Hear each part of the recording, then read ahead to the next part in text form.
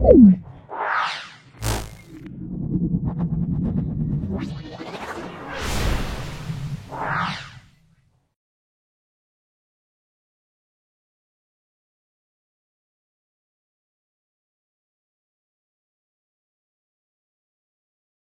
নম্বর school Arambagh girls high school. ভিডিওটা প্রথম থেকে শেষ পর্যন্ত দেখো, অবশ্যই ভিডিও থেকে উপকৃত হবে এবং তোমরা পুঙ্খানুপুঙ্খভাবে প্রত্যেকটা প্রশ্নের উত্তর পাবে। ফার্স্ট সামেটিভ পরীক্ষার সমস্ত সেটগুলো প্লেলিস্টে দেওয়া আছে। সেকেন্ড সামেটিভও একইভাবে আমরা প্লেলিস্টে দিচ্ছি, খুব ভালো করে দেখো। আশা করি আমার এই ভিডিও থেকে তোমরা দারুণভাবে উপকৃত হবে। চলে এসো। এনটিপিতে কোনো গ্যাসের আয়তন 44.8 লিটার। এনটিপিতে কোনো গ্যাসের আয়তন 44.8 লিটার। ওই গ্যাসের বাষ্প ঘনত্ব 7 হলে গ্যাসটির ভর কত হবে? ডি মানে 7 বলা আছে, এম সমান 2D, তাহলে 2 × 7, তাহলে এম এর মান আমরা পেয়ে গেলাম 14। এম এর মান 14। তাহলে দেখে নাও 44.8 লিটার গ্যাসের ভর 14 গ্রাম। 1 লিটার গ্যাসের ভর, এটা আমরা বলবো 14/44.8, আর 22.4 লিটার গ্যাসটার ভর আমরা বলবো 14 × 22.4/44.8। এটা কাটাকাটি করলে টাকাটা 2 হবে, এটা কাটলে 7 হবে, আমরা 7 গ্রাম বলবো। এম এর মান দেখো, ডি এর মান পেয়ে গেলাম এখান থেকে, এম এর মান পেয়ে গেলাম। তাহলে দেখে নাও, তাহলে এই গ্যাসটার ভর আমার কত বলা যাচ্ছে, যা 44.8 গ্রাম গ্যাসের ভর 14 গ্রাম একে কত, আর 22.4 কত করলে আমরা 7 গ্রাম পেয়ে যাবো।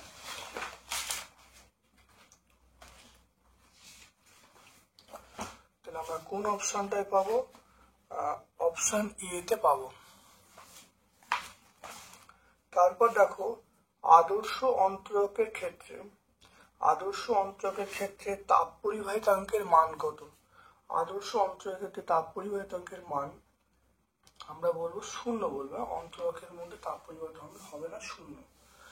3 ওহম মানে 6টি রোধ সমান্তরাল সমবায় যুক্ত থাকলে, 3 ওহম মানে 6টি রোধ সমান্তরাল সমবায় যুক্ত থাকলে তুল্য রোধ কত হবে? এখানে 1.3 চলে এসো। তাহলে আমরা বলবো একটা সূত্র আছে, আরপির সূত্র, আরপি সমান আমরা বলবো R/M। আরপি সমান R/M। তাহলে এখানে আর এর মান কত? 3 ওহম। কটা রোধ আছে? 6টা রোধ আছে। এন এর মান 6, আর এর মান 3, 6টা আছে, তাহলে 3/6। 3/6 মানে হাফ। 3/6 মানে হাফ বলবো। হাফ মানে আমরা বলবো 0.5 ওহম। 0.5 ওহম, তাহলে আমরা অপশন ডি বলবো। চলে এসো, একটি বদ্ধ কুণ্ডলীর এন মেরুকে কাছে নিয়ে গেলে কুণ্ডলীর নিকটবর্তী প্রান্তে সৃষ্টি হয়। কোনো বদ্ধ কুণ্ডলীর এন মেরুকে নিয়ে গেলে কোনো নিকটবর্তী প্রান্তে প্রথমে এস মেরু তৈরি হবে, আবেশ তৈরি হবে। সামনে বিপরীত মেরু, আর দূরবর্তী স্থানে আমরা বলবো সমমেরু তৈরি হবে। নাইট্রোলিন কি? নাইট্রোলিন দেখো, ক্যালসিয়াম সায়ানামাইড এবং কার্বনের মিশ্রণ। সক্রিয় তড়িৎদ্বার,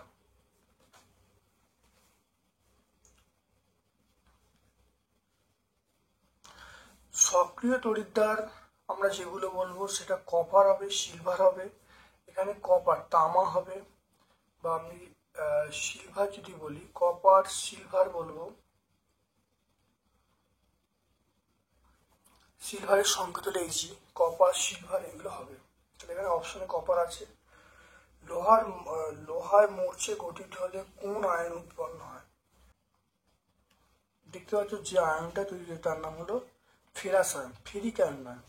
দেখতে সব দেখো ফেরাস আয়ন। Fe2+ দেখতে পাচ্ছ।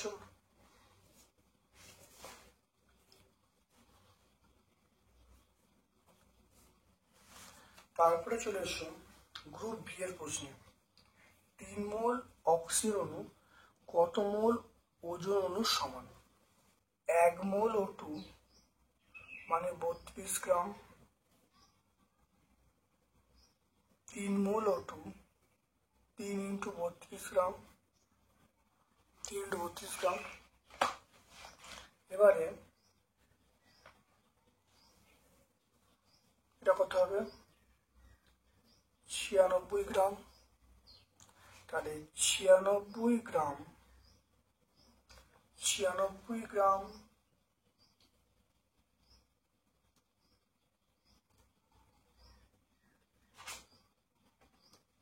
96 গ্রাম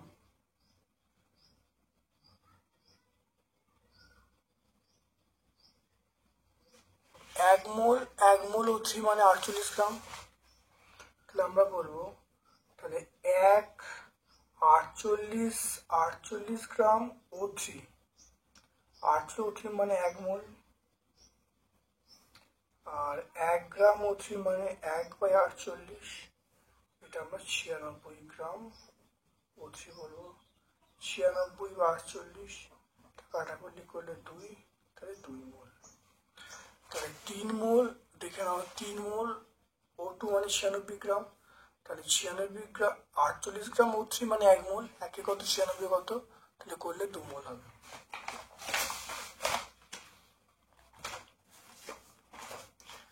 মোল কিসের একক? মোল হলো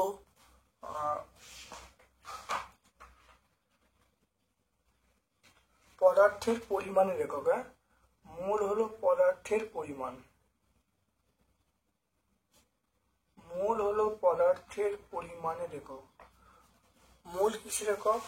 মোল আমরা বলবো পদার্থের পরিমাণের একক। মোল বলতে দেখো পদার্থের পরিমাণের একক, দেখে নাও পদার্থের পরিমাণের একক আমরা বলবো মোল।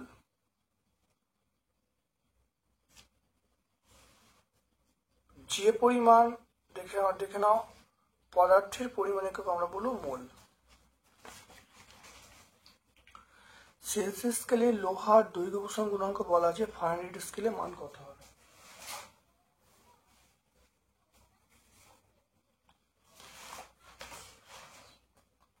2.2। তাহলে আলফা সি এর মানটা বলা আছে 11.5 × 10⁻⁻5 পার ডিগ্রি সি, মানে 5/9 × আলফা সি। তাহলে 5/9 × আলফা সি এর মান হলো 11.5 × 10⁻⁻5, এটা পার ডিগ্রি এফ।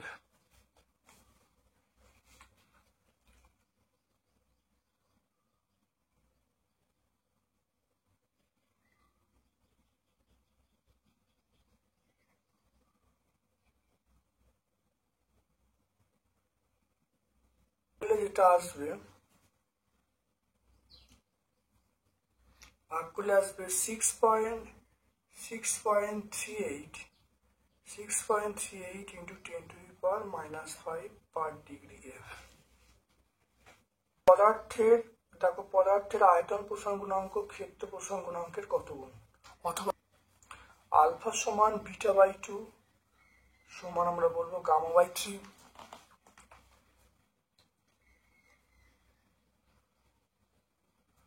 তাহলে দেখে নাও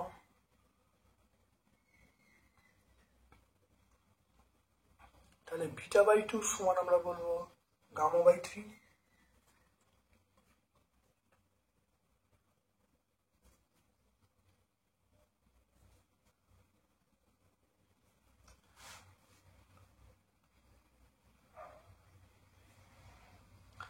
গামার মানটা পেয়ে যাব 3/2 beta.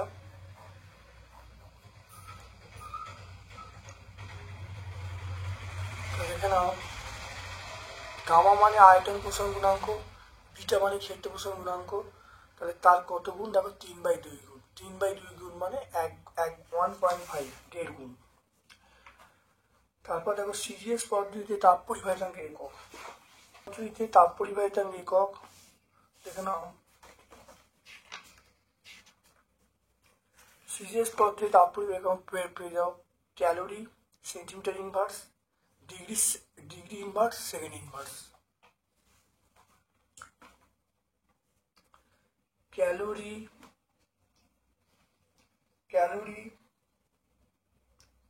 Centimetre inverse, degree second inverse, degree inverse, degree centigrade inverse, second inverse. তারপর দেখো লেঞ্জের সূত্র কাদের মধ্যে সম্পর্ক স্থাপন করে? লেঞ্জের সূত্র কাদের মধ্যে সম্পর্ক স্থাপন করে? দেখে নাও, এখানেও সূত্রটা দেখে নাও, আবিষ্ট তড়িৎ প্রবাহের অভিমুখ এমন হবে যে কারণে প্রবাহ সৃষ্টি হয়, প্রবাহ সেই কারণকে বাধা দেবে। ঠিক আছে, তাহলে তড়িৎ প্রবাহ এবং শক্তির মধ্যে একটা সম্পর্ক স্থাপন করছে। দেখে নাও, পেজ নাম্বার 82 আমরা পেয়ে যাব।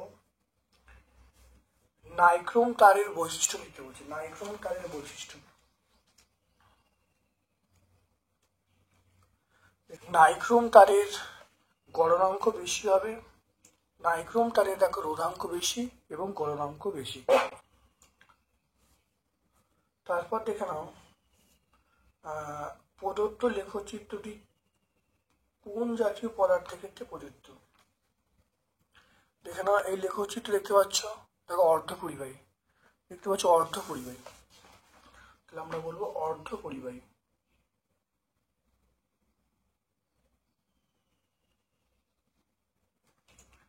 সিলভার নাইট্রেটের জলীয় দ্রবণে তড়িৎ বিশ্লেষণ করলে অ্যানোডে কি উৎপন্ন হবে? সিলভার নাইট্রেটের জলীয় দ্রবণে তড়িৎ বিশ্লেষণ করলে অ্যানোডে কোন গ্যাস উৎপন্ন হবে? ক্যাথোডে উৎপন্ন হবে, সেটা হবে এজি প্লাস ইলেকট্রন, এটা আমরা এজি বলবো। আর অ্যানোডে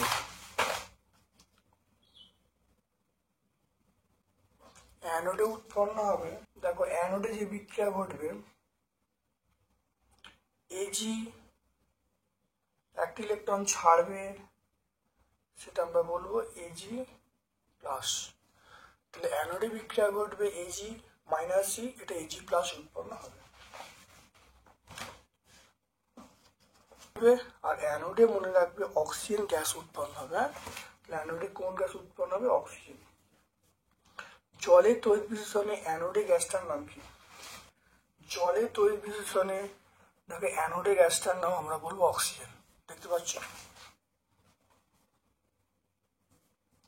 পটাশিয়াম আম্লিক পটাশিয়াম ডাইক্রোমেটের জলীয় দ্রবণে H2S পাঠালে দ্রবণের বর্ণ কেমন হবে?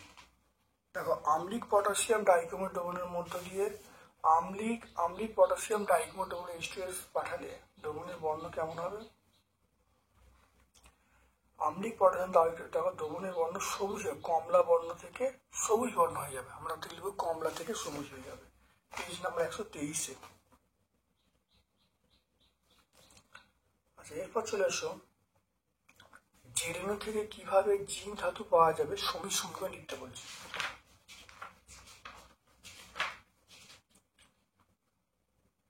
দেখো জেরেনো থেকে জিঙ্ক পাওয়া যাবে, দেখে নাও কার্বন বিজারণ পদ্ধতির মাধ্যমে। এটা দেখো জেরেনো প্লাস সি, এটা হলো 14 তাপমাত্রায় দেখো জিঙ্ক পাওয়া যাচ্ছে, সিও পাওয়া যাচ্ছে, তাহলে জিঙ্ক পাওয়া গেল, তাপমাত্রা হলো 14°C তাপমাত্রায় 133।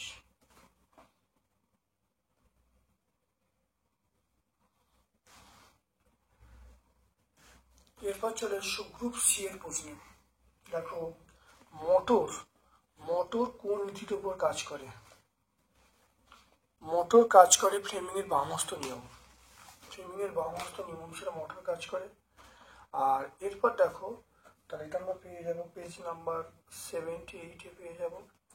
আর ফ্লেমিংয়ের বামহস্ত নিয়মটা বলতে বলছে, দেখো, বাম হাতের বৃদ্ধাঙ্গুষ্ঠ ও তর্জনী মধ্যমাকে পরস্পর সমকোণে রেখে প্রসারিত করলে তর্জনী চৌম্বক ক্ষেত্রের অভিমুখ, মধ্যমা তড়িৎ প্রবাহ নির্দেশ করলে বৃদ্ধাঙ্গুষ্ঠ পরিবারের গতির অভিমুখ নির্দেশ করবে। তাহলে এটা পেজ নাম্বার 78 আমরা পেয়ে যাবো। ধাতব লবণগুলির সঙ্গে অ্যামোনিয়ার জলীয় দ্রবণের বিক্রিয়াগুলি গুরুত্ব উল্লেখ করতে বলছে। দেখে নাও, এইগুলো বিক্রিয়াগুলো আছে। দেখো, অ্যালুমিনিয়ামের সঙ্গে আমরা এবং ফেরিক ক্লোরাইডের সঙ্গে, দেখো অ্যালুমিনিয়াম ক্লোরাইড ফেরিক ক্লোরাইড এর সঙ্গে বিক্রিয়া করলে অধক্ষিপ্ত, এই দুটো বিক্রিয়া তোমরা লিখবে। অধক্ষিপ্ত ধাতব হাইড্রোক্সাইডের বর্ণ প্রকৃতি দেখে ধাতব ক্যাটায়নকে শনাক্ত করা যায়। তাহলে দুটো বিক্রিয়া আমরা লিখে দেবো।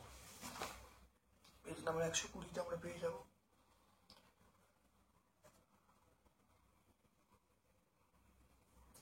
এরপর দেখো, ফেরিক ক্লোরাইডের জলীয় দ্রবণে অ্যামোনিয়াম হাইড্রোক্সাইড যোগ করলে কি করবে।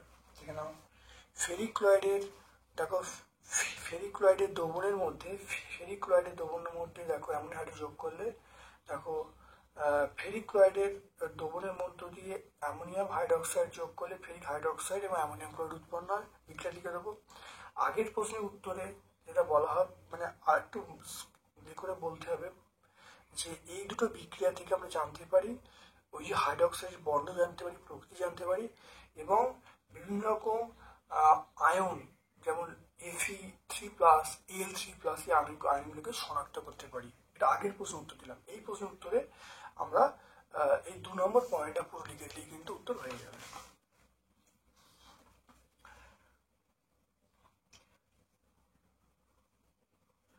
চলে এসো, NaKCl এগুলো ধাতুগুলিকে প্রকৃতিতে মুক্ত অবস্থায় পাওয়া যায় না কেন? এখানে দেখতে পাচ্ছ এদের সক্রিয়তা বেশি। তাহলে এই যে KCaNaMgL এর সক্রিয়তা বেশি হওয়ার জন্য এরা কিন্তু প্রকৃতিতে মুক্ত অবস্থা আমরা পেতে পারি না। দেখে নাও, এটাই মেন কারণ। এগুলোকে আমরা তড়িৎ বিশ্লেষণ পদ্ধতির মাধ্যমে নিষ্কাশন করতে পারি।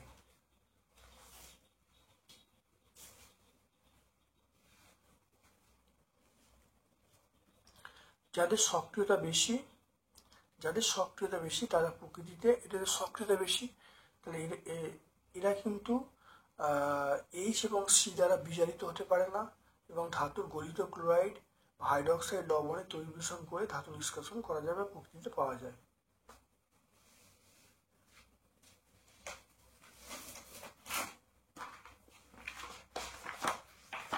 এই উত্তরটাকে ভালো করে বলতে পারি।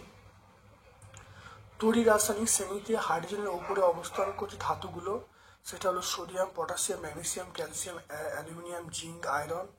এগুলো তীব্র তড়িৎ ধনাত্মক মৌল এবং সক্রিয় হওয়ায় এগুলো প্রকৃতিতে মুক্ত অবস্থায় পাওয়া যায় না, কারণ এই ধাতুগুলি সহজ ইলেকট্রন ত্যাগ করে ধনাত্মক তড়িৎগ্রস্ত আয়নে পরিণত হয়ে ঋণাত্মক মূলকের সঙ্গে যুক্ত হয়ে থাকে এবং ধাতুগুলি অক্সিজেন এবং জলীয় বাষ্প, কার্বন ডাইঅক্সাইড, অন্যান্য অধাতব মৌলের বিক্রিয়া করে প্রকৃতির যৌগ হিসেবে পাওয়া যায়। দেখে নাও, লোহার জিনিসের উপরে 10টা প্রলেপের উদ্দেশ্য কি?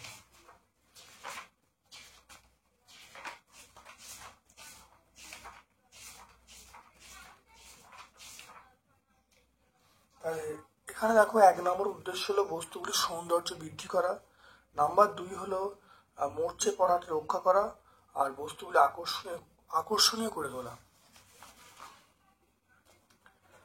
তারপরে দেখে নাও, মানে 2টো পয়েন্ট তোমরা বলবে, এক হলো সৌন্দর্য বৃদ্ধি করা, নাম্বার 2 হলো মরচে হাত থেকে রক্ষা করা, আর লোহার জিনিসকে দীর্ঘস্থায়ী করা। চলে এসো গ্রুপ ডি এর প্রশ্নে। দেখে নাও, গ্রুপ ডি এর প্রশ্নে 5 ওহম, দেখে নাও 5 ওহম অভ্যন্তরীণ রোধ এবং 2 ভোল্ট তড়িৎচালক বল বিশিষ্ট কোষকে 15 ওহম রোধের সঙ্গে যুক্ত করা হলো।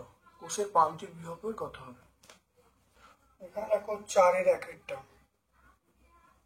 একেরটা অভ্যন্তরীণ রোধ R সমান 5 ওহম, তড়িৎচালক বল E সমান বলা আছে কত, 2 ভোল্ট। কোষের বাহ্যিক রোধ ক্যাপিটাল আর বলা আছে 15 ওহম বলা আছে। আমরা এখানে সূত্র জানি, সূত্র হলো আই সমান আমরা বলবো, আয়ের সূত্র আছে আই সমান আমরা বলবো ই বাই আর প্লাস আর। এটা হলো বর্তনীর মধ্য দিয়ে প্রবাহ মাত্রা পাওয়ার সূত্র। ই মানে 2, আর এটা কত দেখো 15 প্লাস 5, ক্যাপিটাল আর 15, স্মল আর 5, তাহলে আমরা বলবো 2/20। 2/20 মানে আমরা বলবো 1/10। তাহলে তড়িৎ প্রবাহ মাত্রা, তাহলে বর্তনীর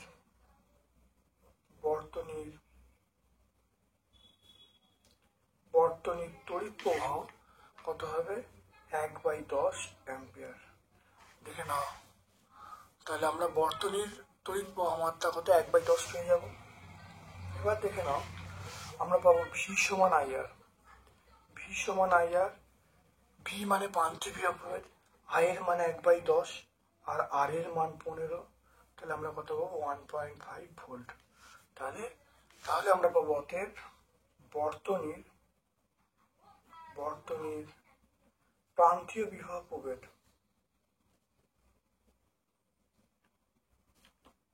1.5 ভোল্ট। তাহলে প্রথমে দেখো এগুলো দেওয়া আছে, আমি এখানে বর্তনীর প্রবাহ মাত্রা বার করছি, সূত্রটা হলো ই বাই আর প্লাস আর, মানটা বসেছি 1/10 অ্যাম্পিয়ার হয়েছে। তাহলে বর্তনীর প্রবাহ মাত্রা 1/10 অ্যাম্পিয়ার। প্রান্তীয় বিভবের সমীকরণ আমি ভি সমান আই আর, মানটা বসিয়ে দিয়েছি, বসিয়ে দেখো পেয়ে গেছি 1.5 ভোল্ট। এরপর দেখে নাও, এখানে বলেছে যে এই যে এটা যে আছে এর তুল্য রোধ বার করতে বলছে প্রদত্ত।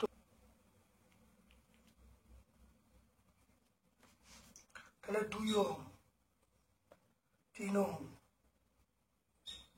6 ওহম। তাহলে বর্তনী এটা দেখো 4.5 ভোল্ট। দেখে নাও তুল্য রোধ কত হবে। তুল্য রোধ আমরা বলবো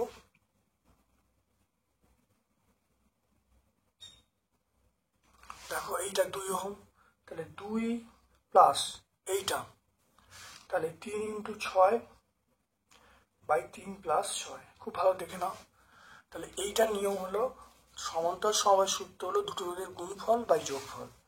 তাহলে 2 প্লাস এটা হলো 18, আর এটা যোগ করলে 9, এটা কাটাকুটি করলে 2, তাহলে 2 প্লাস 2, তাহলে তুল্য রোধ কত হবে 4 ওহম। তাহলে বর্তনীর যে তুল্য রোধ পেয়ে গেলাম 4 ওহম। দেখে নাও, তাহলে প্রথম প্রশ্নের উত্তর আমরা পেয়ে গেলাম। দেখো বর্তনীর তুল্য রোধ পেয়ে যাবো 4 ওহম। আচ্ছা, এবার 4.2 চলে এসো। 4.2 তুঁতের কেলাসে জলের শতকরা পরিমাণ নির্ণয় করতে বলছে। 4.2 চলে এসো।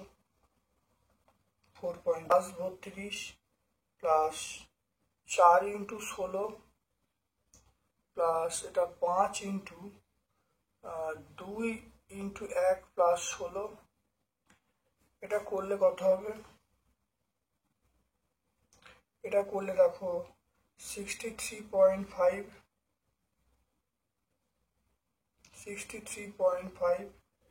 প্লাস 32 প্লাস 64 প্লাস এটা দেখো 5 × 18, এটা টোটাল করলে যেটা আসবে যোগ করলে 249.5।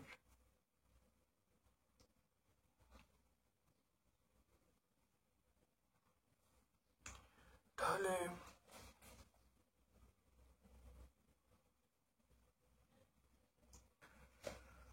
CuSO4 তাহলে 49.5 গ্রাম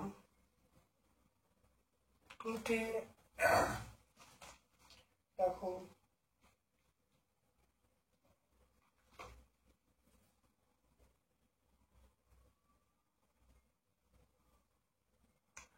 তুঁতের অণুতে জল আছে কত, দেখো এটা করলে দেখো 90 গ্রাম। তাহলে একই বার করব 90/,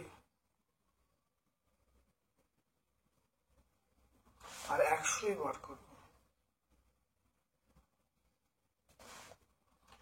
তাহলে 90 ইন্টু 100 বাই 249.5,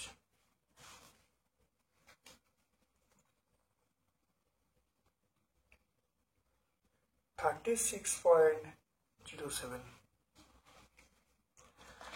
তাহলে প্রথমে তুঁতের যে আণবিক ভর বার করা হলো, তাহলে এই আণবিক ভরের মধ্যে জল আছে 90 গ্রাম, একে কত 100 কত, তাহলে 36.04%।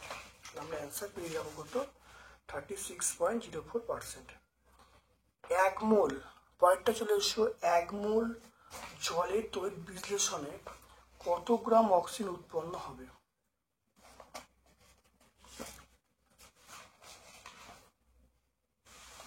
দেখে নাও,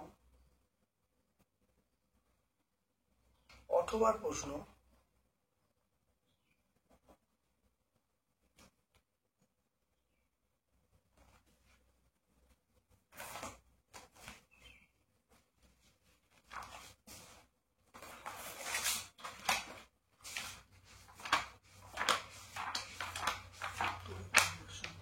অক্সিজেনের অনুপাত সেটা হলো 1:8। এটা হলো ভরের অনুপাত, ভর অনুপাত এইটা। আর আয়তন কত?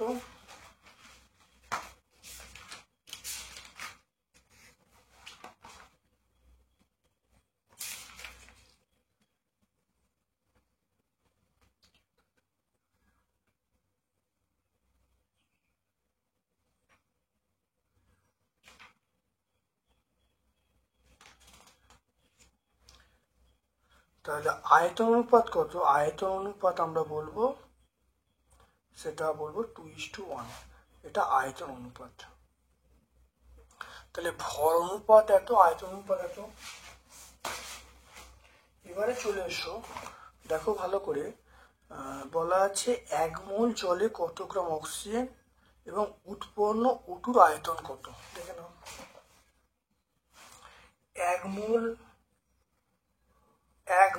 H2O, 1 মোল H2O মানে আমরা 1 ইন্টু 2 প্লাস 16 গ্রাম সমান আমরা বলবো 18 গ্রাম বলবো। দেখে নাও 18 গ্রাম।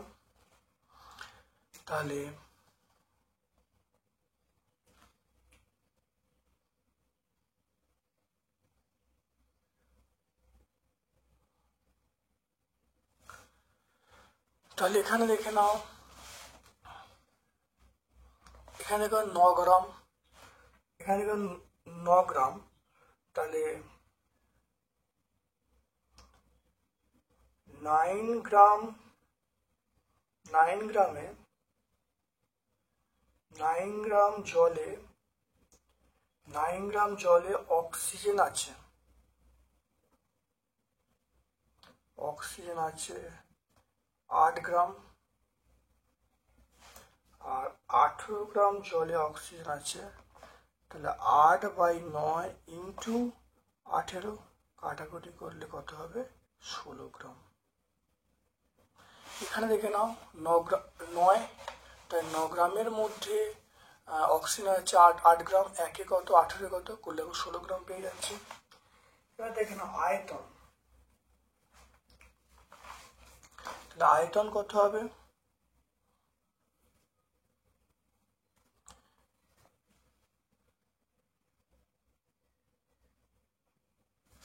দেখো উৎপন্ন, দেখে নাও উৎপন্ন অক্সিজেন এসটিপিতে আয়তন কত? তাহলে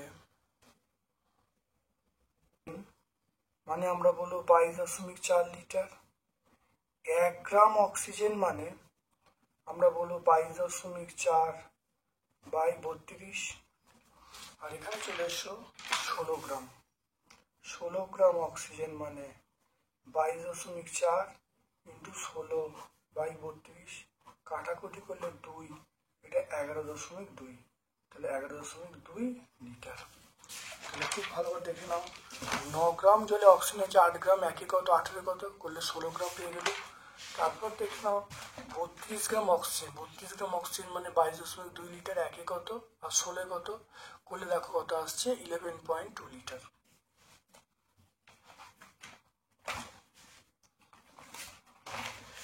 এর পরের প্রশ্ন চলে এসো, তড়িৎচুম্বকীয় আবেশ কাকে বলে এবং তড়িৎচুম্বকীয় আবেশ সংক্রান্ত ফ্যারাডের সূত্র লিখতে বলছে।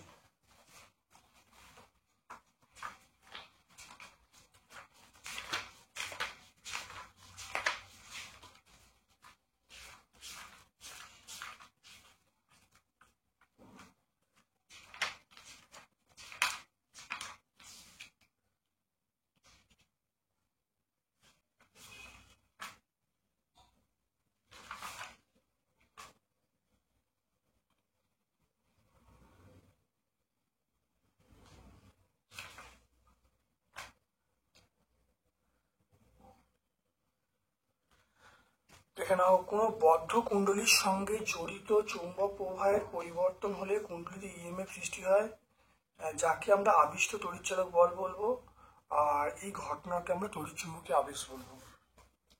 আর ফ্যারাডের সূত্র দেখো, দুটো সূত্র আছে, প্রথম দ্বিতীয় সূত্র, আগে অনেকবার হয়েছে, খুব ভালো করে দেখে নেবেন। এরপর চলে এসো, দ্বিধানুপাত কি? দ্বিধানুপাত কি? স্থির চাপে গ্যাসের আয়তন প্রসারণ গুণাঙ্কের মান নির্ণয় করতে বলছে।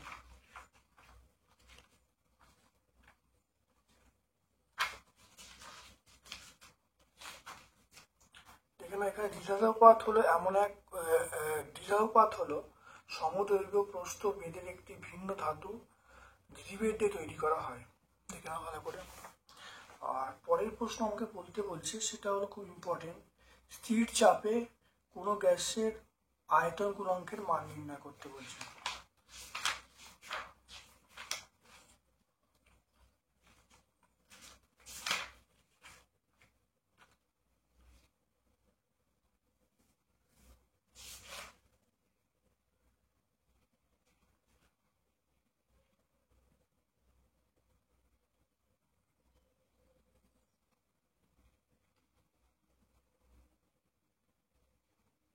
ওয়ান প্লাস আমরা পাবো গামা পি বাই টি। এটা আমরা কি পাবো? Gamma P by T.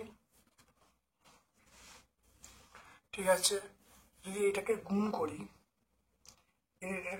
দেখো এটা 1 নম্বর সমীকরণ, এটা 2 নম্বর সমীকরণ, একই যদি তুলনা করি তাহলে গামা পি এর মান পেয়ে যাবো 1/273। ঠিক আছে, 1/273 মান পেয়ে যাব। এটা একক যদি বলি তাহলে পার ডিগ্রি সি। তাহলে এটা হলো আয়তন গুণাঙ্ক, স্থির চাপে আয়তন গুণাঙ্ক। তাহলে আমরা চার্লসের সূত্র প্রতিষ্ঠা করবো, প্রতিষ্ঠা করে আমরা বলবো পিটি সমান V01 প্লাস গামা পিটি। এখানে তুলনা করলে গামা পি এর মান পেয়ে গেলাম 1/273 পার ডিগ্রি সি। এটা হলো আয়তন গুণাঙ্ক স্থির চাপে। তারপর দেখে নাও, তামার চামচের ওপর রূপোর প্রলেপ দিতে হলে ক্যাথোড অ্যানোডে কি বিক্রিয়া ঘটবে? তো এই বিশেষ কি ব্যবহার করবে? তামার চামচের ওপর রূপোর প্রলেপ দিতে হলে ক্যাথোড অ্যানোডে কি বিক্রিয়া ঘটবে?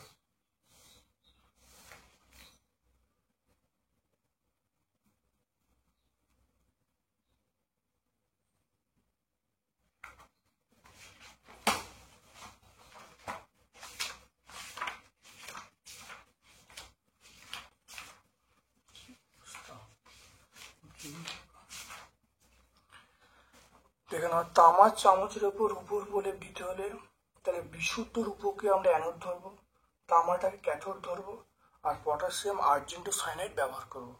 তাহলে আমরা বিশুদ্ধ রূপটাকে অ্যানোড, তামাটাকে ক্যাথোড, আর তড়িৎ বিশ্লেষণে পটাশিয়াম আর্জেন্টোসায়ানাইড ব্যবহার করব। এরপর দেখো, MA2 একটি তৈজী যৌগ, জলীয় দ্রবণে কি কি আয়ন উৎপন্ন হবে? MO2 এর জলীয় দ্রবণে কোন আয়নটি ক্যাথোডে যাবে? দেখে নাও, এখানে দেখো কি দেখে নাও, তাহলে বিয়োজিত হয়ে M2 প্লাস A মাইনাস উৎপন্ন করবে, বিক্রিয়াটা লিখে দেবে এটা, আর M2 প্লাস ক্যাথোডে যাবে। দেখে নাও উত্তরটা, দেখে নাও। লাস্ট প্রশ্ন চলে এসো, সেটা হলো অ্যামোনিয়াকে বায়ুর অ্যামোনিয়াকে বায়ুর অক্সিজেন দ্বারা জারণ ঘটিয়ে কিভাবে নাইট্রিক অ্যাসিড উৎপন্ন করা হয় সেটি অনুঘটক নাম শর্ত উল্লেখ করতে বলছে, রাসায়নিক সমীকরণ দিতে বলছে। পদ্ধতিটা আমরা ব্যাখ্যা করে দেবো।